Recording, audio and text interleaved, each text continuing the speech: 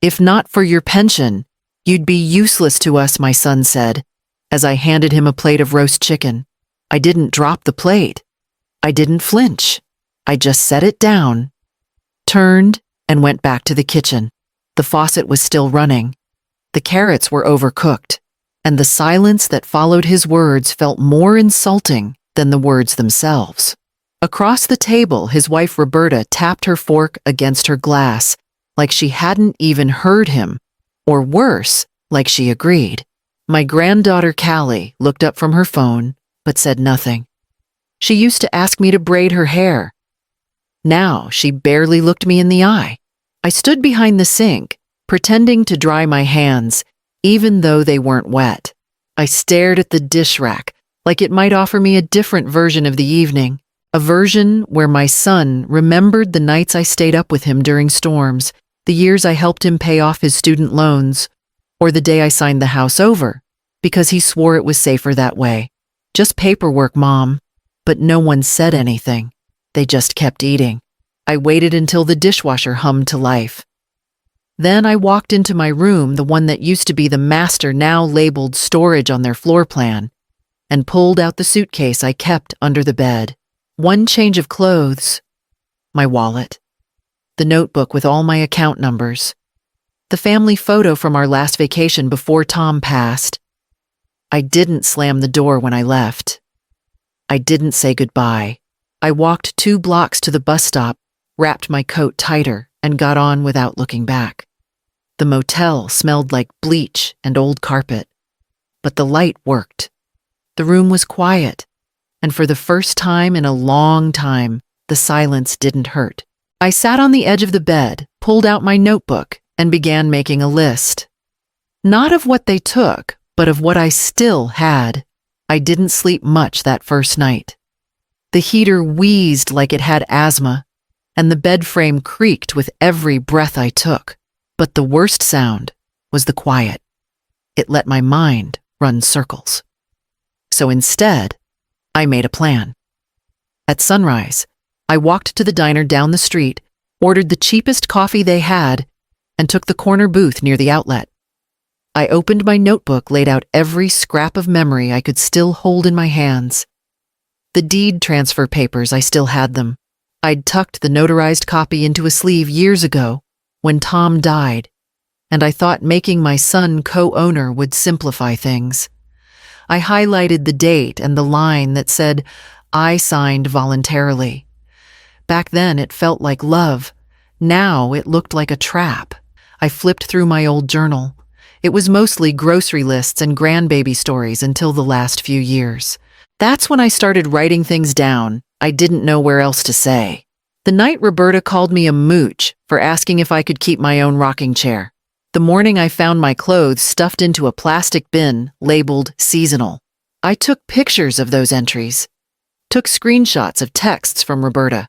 "We'll handle the bills now. Just let the pension auto-deposit," and old bank statements showing all the money that flowed out in my name. Every transaction, every lie, every slow erasure. By the second cup of coffee, I remembered Evelyn. We hadn't spoken in years, not since she moved to Portland after retiring early. But before that, she'd worked as a paralegal for 2 decades. Sharp as a tack, honest as daylight. I found her number in my old flip phone, miraculously still charged. She answered on the second ring. "Mireya." Her voice cracked something open in me. I didn't cry. Not yet. I just told her I needed help, that I might have made the worst mistake of my life. "Then let's fix it," she said. By that evening, Evelyn had already emailed me a list of what we'd need to prove coercion and reminded me it starts with what's in writing. I heard the knock around 4 p.m.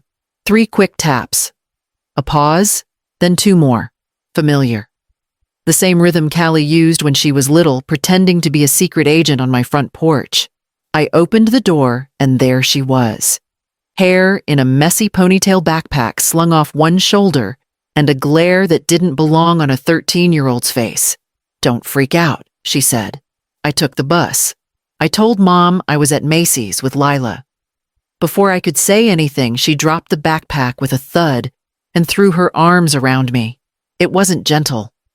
It was desperate, like something inside her had been holding its breath. "You're the only one who cared when I had asthma," she said into my jacket. "They didn't even learn how to use my inhaler. You did." I held her tighter. She pulled back, wiped her nose with her sleeve, then looked around the room like she was scanning for danger. "This place is gross," she muttered. "Why are you even here? Why did you leave?" I didn't answer right away. Instead, I poured her the last of the motel's instant cocoa and sat across from her on the bed. "I didn't leave," I said finally. "I was pushed. Quietly. Over years." She stared at the cup. "I saw everything. How Dad stopped looking at you. How Mom said you were just background. I heard her call you dead weight." I nodded. My throat burned. She looked up. "If this goes to court, I'll talk. I'll tell them what I saw." I wanted to say no, that it was too much for a child. But she wasn't a child anymore. Not after everything. Instead, I reached into my purse and handed her the burner phone Evelyn had told me to buy. "Text only. Don't call unless it's an emergency." She tucked it into her hoodie pocket. "I'll keep it on me."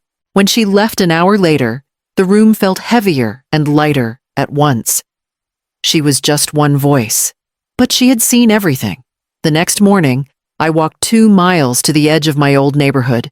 I passed the grocery store where Tom used to grumble about yogurt prices, the park bench where I read Charlotte's Web to Callie when she was 5, and the dry cleaner that still had our wedding photo in the window from that community feature 10 years ago. Then I turned the corner and saw it Bernice's Cafe. Same hand-painted sign chipped at the corners. Same dusty bell above the door. I stepped inside.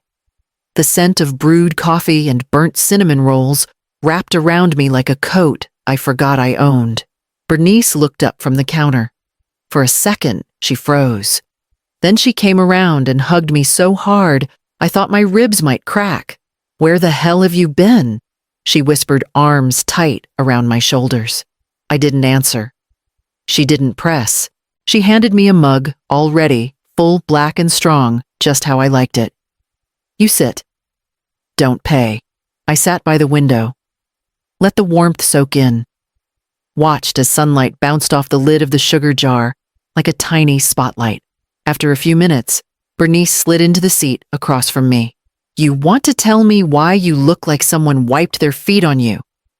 So I told her. Not everything, but enough. Enough that her jaw clenched and her eyes got wet in that way she'd never admit. When I finished, she didn't ask what I was going to do. She just said, "The room upstairs is empty. It's got a cot and a tiny window. You'd have to share the bathroom with my niece when she's in town." I stared at her. "Bernice, you help out in the mornings. Prep, pour, sweep. No charity." I nodded. Deal. And just like that, I had a roof. And something better. Someone who still saw me as mine. The next morning, I tied on an apron and started chopping onions at 6:00 a.m. sharp. By 7, I was smiling without realizing it. By 8, I was ready to go home. Not to the house I left, but the one I still legally owned. I waited until I knew they'd be out Roberta's Tuesday yoga and Damien's client lunch. The house always felt colder without people, but somehow, this time, it felt cleaner too. I used my old key. It still worked. The smell hit first something synthetic and floral, not the soft vanilla I used to burn near the entry. The picture frames had changed. My wedding photo was gone from the hallway wall. In its place, a generic print of some lake I'd never seen. I walked straight to the guest room. My former bedroom now just a door left ajar. Most of my things had already been boxed. I hadn't asked them to do it, but I wasn't surprised. The boxes were labeled in Roberta's tidy handwriting. Mireia, Misk. One had my name crossed out. I opened them, checked for what mattered. The photo of Tom and I on our 30th anniversary still there. My mother's brooch. The rosary I carried when Damien was in the hospital at 12. All present. I took only 2 boxes. I wasn't here to drag everything out. just the pieces that still carried weight. Before I left, I placed the envelope exactly where I knew they'd see it, center of the kitchen island, beneath the fruit bowl that held more bills than bananas. It was addressed to Mr. Damian Fulton and Ms. Roberta Fulton. Inside, a formal notice of legal review prepared by Evelyn's attorney friend. Nothing aggressive, just language that made it clear I wasn't gone, and I wasn't defenseless. I locked the door behind me. He called that night. I didn't answer.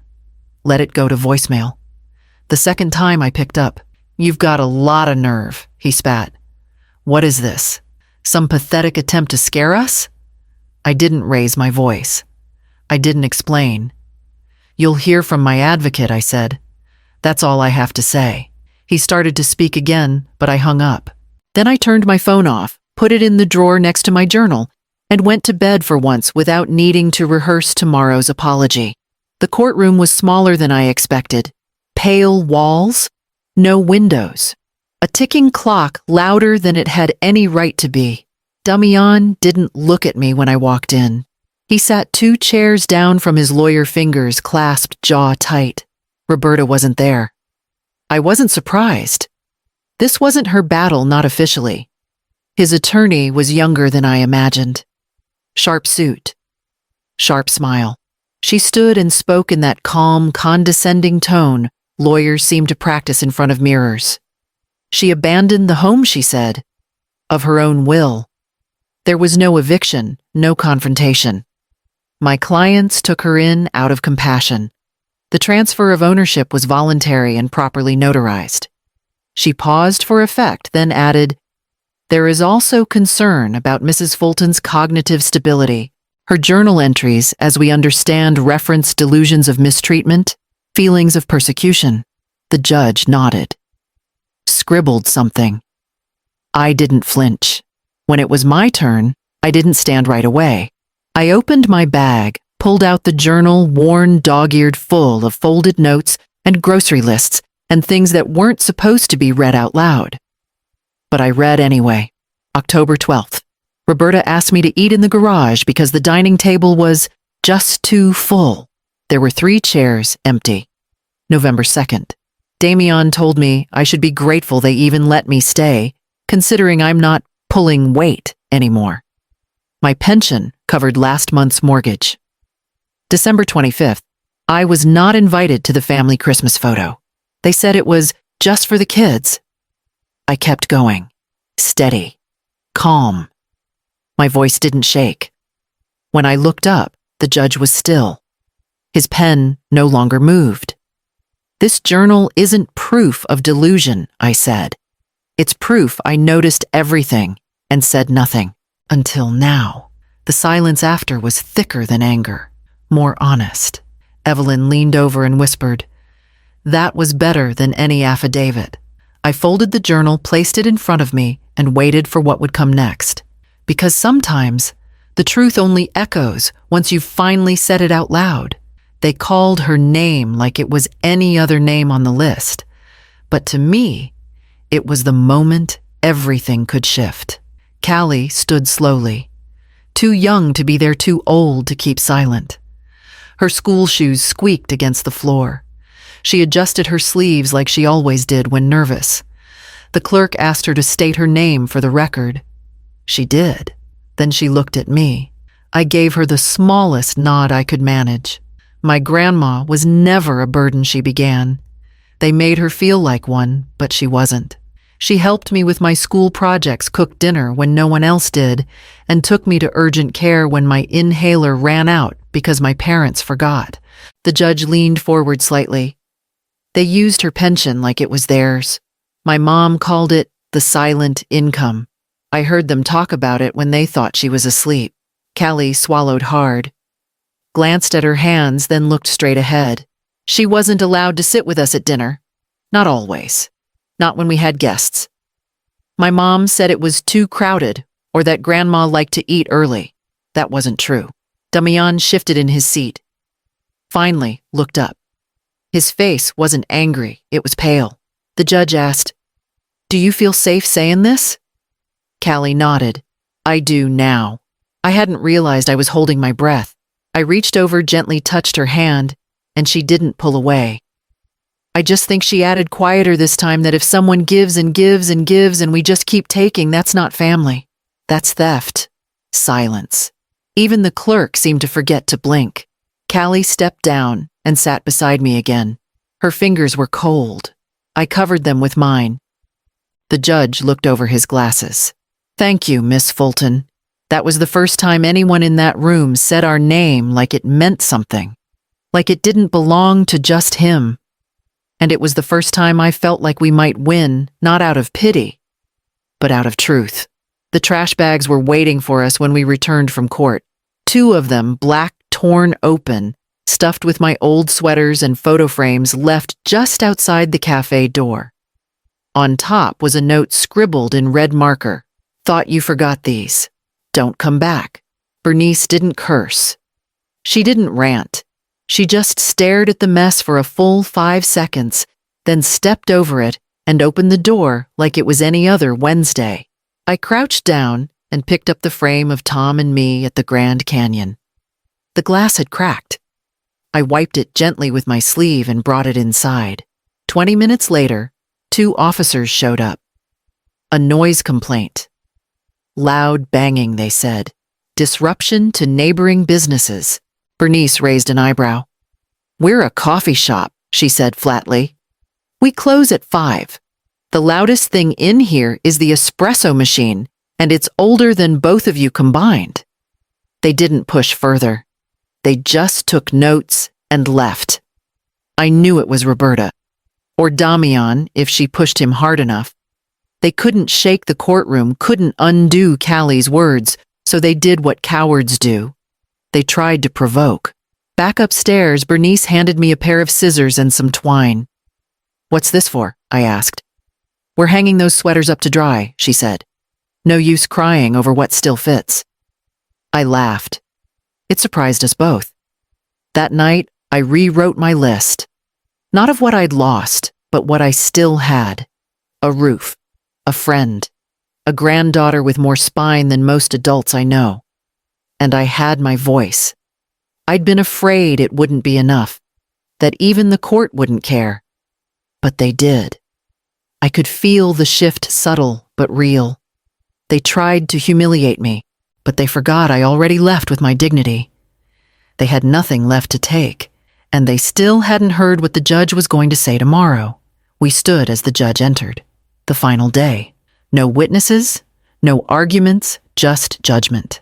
My hands were steady. My voice was quiet. And yet everything inside me thudded like it was trying to escape. He didn't drag it out.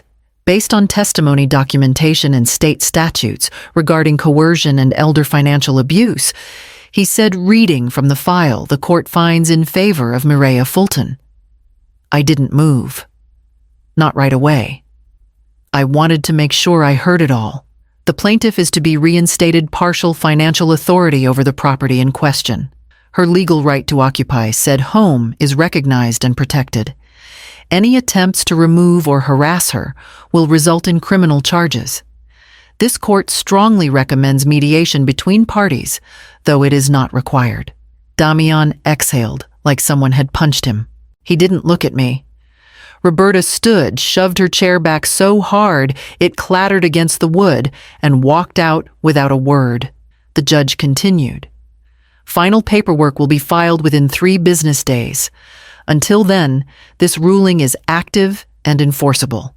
The gavel came down. I blinked once. Twice. Then breathed. Evelyn squeezed my shoulder. That's it. I turned, and for the first time since the hearing began, I looked at my son. Really looked. His jaw was tight, his eyes blank. He looked like a boy who'd just watched his own reflection crack and didn't know whether to be angry or ashamed. He didn't follow Roberta. He just sat. I gathered my things, careful, quiet. My journal. My sweater. The printed copy of the ruling Evelyn had just slid into my folder. As I passed his row, I paused. Not to speak, not to scold, just to let the silence sit between us like a mirror. He couldn't look at me. But Callie could. She smiled when I met her in the hallway, her backpack slung over one shoulder, her other hand in Bernice's. We didn't say much on the way back. We didn't need to. Tomorrow, I'd return to that house. But not as a ghost. As someone with nameplates and locks that belonged to her again.